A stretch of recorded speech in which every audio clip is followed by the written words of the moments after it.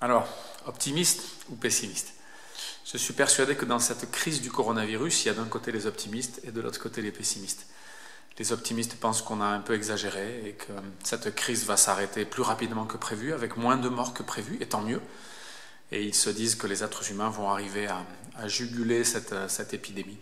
Ils font confiance à l'être humain. Et je peux comprendre cette confiance. Je suis moi-même j'ai un fond d'optimisme en moi. Et puis il y a de l'autre côté les pessimistes qui se disent que non, on a mal géré cette crise, elle va être plus importante même que ce qu'on nous dit. Et ça va être une vraie catastrophe. Et ces pessimistes-là font peut-être partie de ceux qui sont allés dévaliser les supermarchés. Et je peux quand même comprendre leur inquiétude. En tant que chrétien, je voudrais juste m'adresser aux optimistes et aux pessimistes. Et leur dire qu'un chrétien, c'est normalement quelqu'un qui est réaliste, qui essaie d'être ni optimiste ni pessimiste. En tant que chrétien, je voudrais dire aux optimistes qu'ils se trompent et que ce virus nous rappelle simplement et violemment notre fragilité. Il nous rappelle en fait que sans Dieu, on ne s'en sort pas. Et il nous rappelle que la mort est là, qu'elle est réelle et que nous sommes fragiles.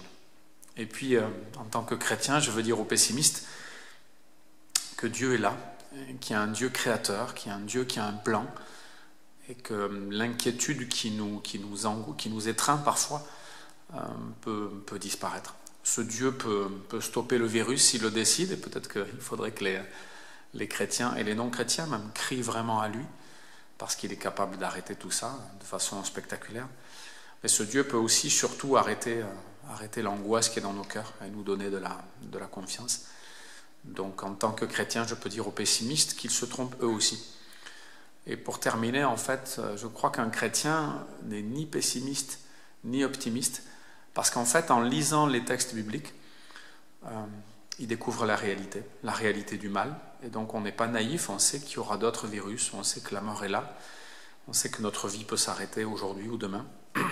Mais le chrétien n'est pas pessimiste non plus. Il sait que Dieu est à l'œuvre et il sait que Dieu surtout nous a proposé en fait la vie éternelle. Donc cette vie éternelle, c'est pas juste un pansement pour qu'on pense plus aux difficultés d'aujourd'hui, c'est quelque chose qui commence à se vivre maintenant.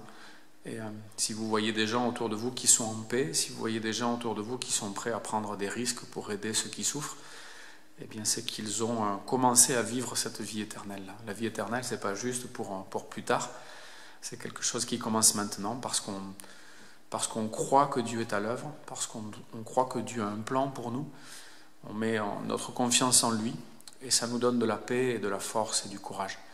Voilà, cette crise peut simplement nous aider à sortir de l'optimisme qui peut nous amener à faire des bêtises. Et il y a peut-être des gens aujourd'hui qui ont envie de braver les interdits parce qu'ils sont optimistes. Et cette crise peut nous faire sortir du pessimisme aussi, parce qu'il y a des gens qui sont peut-être vraiment découragés, qui ont peur de la mort, qui ont peur de la maladie. Et Dieu peut nous délivrer de ça, de l'optimisme qui nous amène à faire des bêtises et du pessimisme qui nous amène à faire des bêtises aussi peut-être nous concernant.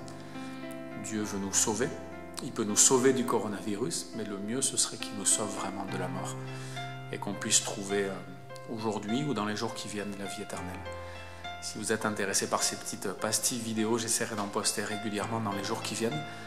Je crois qu'une crise, c'est une opportunité aussi, c'est une occasion de réfléchir et de discuter et d'échanger.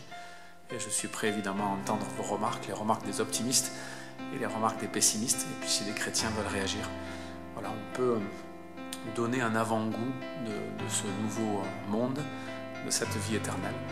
Et peut-être qu'on peut déjà penser les uns aux autres, se soutenir les uns aux autres.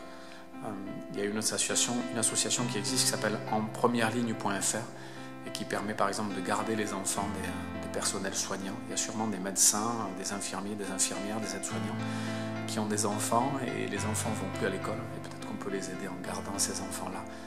Voilà, je suis persuadé en tant que chrétien que Dieu peut nous donner de la créativité, de la compassion et que ces jours difficiles peuvent être transformés en jours extraordinaires si ça nous donne l'occasion de revenir vers ce Dieu qui nous aide à voir la vie telle qu'elle est, ni optimiste, ni réaliste, ni pessimiste, pardon, mais réaliste grâce à Dieu et grâce à sa parole.